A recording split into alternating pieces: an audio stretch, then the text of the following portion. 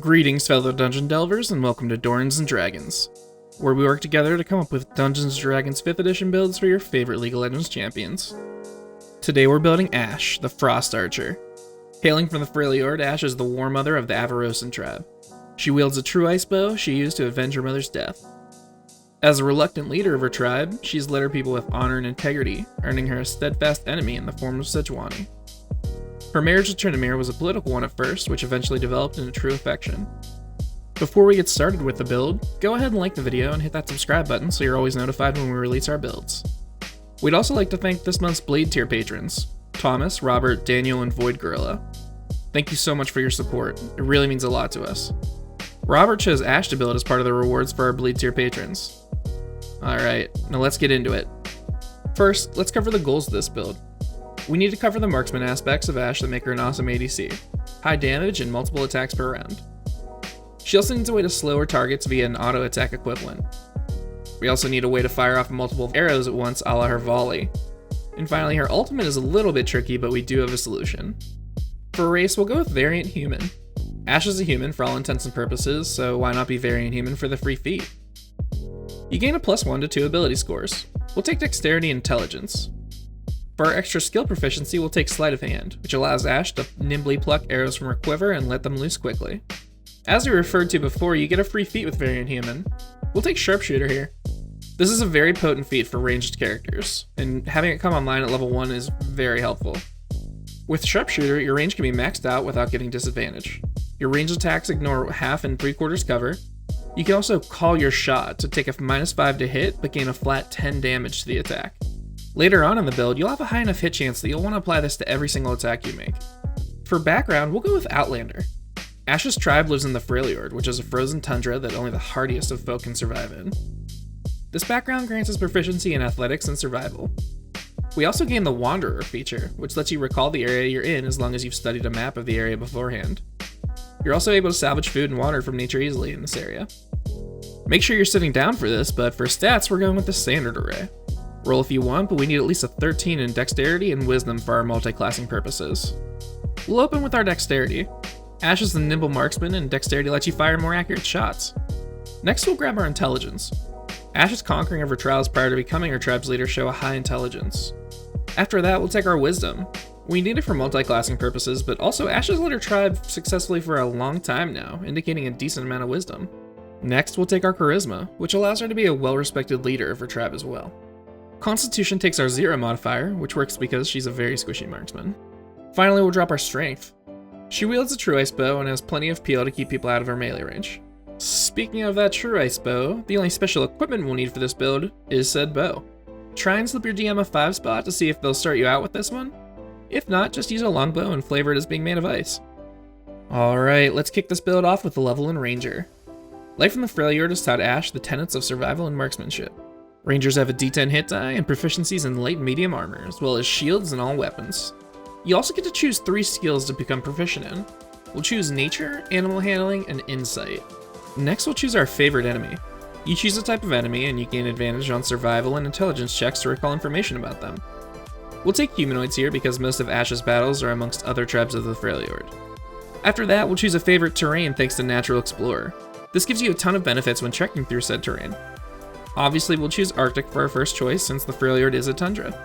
Second level rangers gain spells and their fighting style. For our fighting style, we'll go with Archery. This grants you a +2 bonus to attack rolls with your longbow. This will help offset the negative hit chance Sharpshooter applies. Remember, we only break down the Ashe relevant spells in these build videos, and the only one applicable at this level is Ensnaring Strike.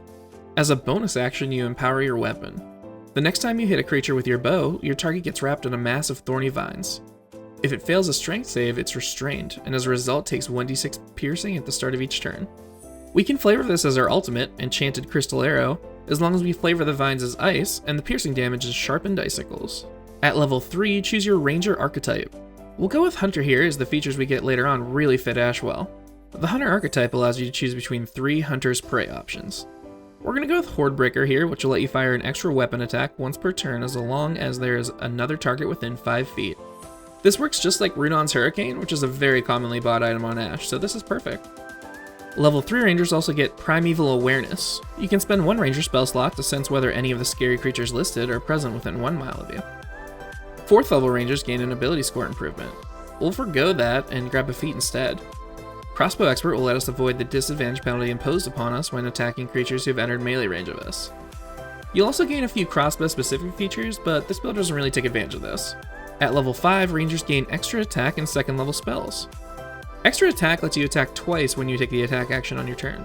So as long as you're landing your sharpshooter shots, you're doing a minimum of 20 damage per round. Locate Animals and Plants is the only 2nd level spell we're focused on. This lets you concentrate on a specific beast or plant, and if it's in 5 miles, you'll detect the closest one present. This is a very early version of our E ability. We'll get a much better one in a few levels. Now that we've established a strong base in the Ranger class, we're going to swap to Fighter and work towards our passive ability and the better version of our E that we just mentioned. Fighters also have a D10 hit die, so no real change there, and we also don't pick up any new proficiencies. What we do gain is another fighting style. Since we can't choose Archery again, we'll take Defense instead. This will give us a +1 to AC while we're wearing armor. The final level 1 feature we'll get for Fighter is Second Wind. This lets us regain 1d10 plus our level in Fighter and hit points once per rest. Make sure you use this before you spend any of your hit die. I know a lot of my players forget this. I'm looking at you, Brian. 2nd level fighters only gain 1 feature, but it's one of the most powerful features in the game, Action Surge. This lets you take an additional action on your turn once per rest. I know it's a meme on this channel at this point, but we actually didn't take fighter levels for Action Surge for once, though it is a happy coincidence. We took these levels in fighters for our martial archetype, which we'll choose at level 3. We're going to go with Eldritch Knight to get a little more magic in our life. This will give us access to the abilities we mentioned earlier via spells from the wizard list.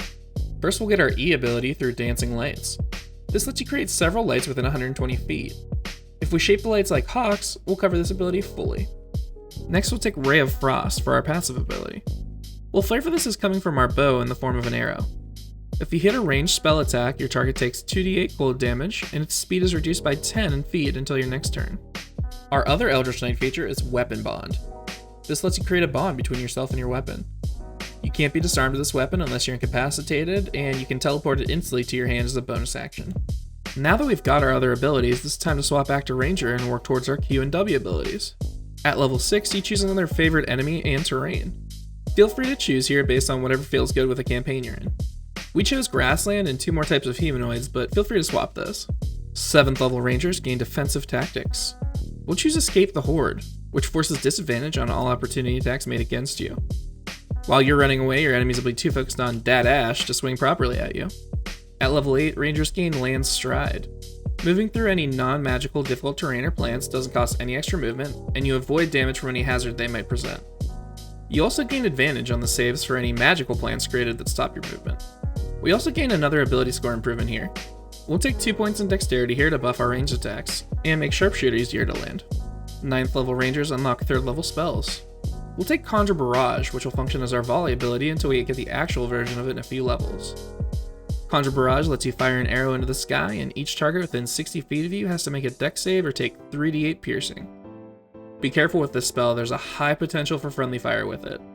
Hide in Plain Sight is a feature we gain at level 10 that lets Ashe spend 1 minute camouflaging herself using naturally occurring materials, which will give you a +10 to your stealth check as long as you don't move or take an action.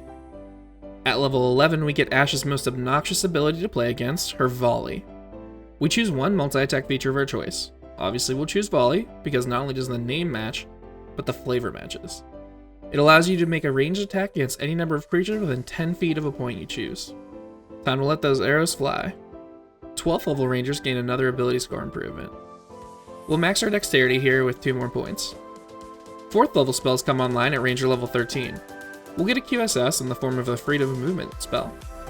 This lets you free yourself and any creature you touch of any movement speed reduction or non-magical restraints. At level 14, you gain Vanish. This lets you hide as a bonus action and stops you from being trackable by non-magical abilities. You also get your final favorite enemy option here. We chose Dragons as the type, which will give you assistance in securing objectives when your jungler chokes their smite. 15th level Rangers get Superior Hunter's Defense.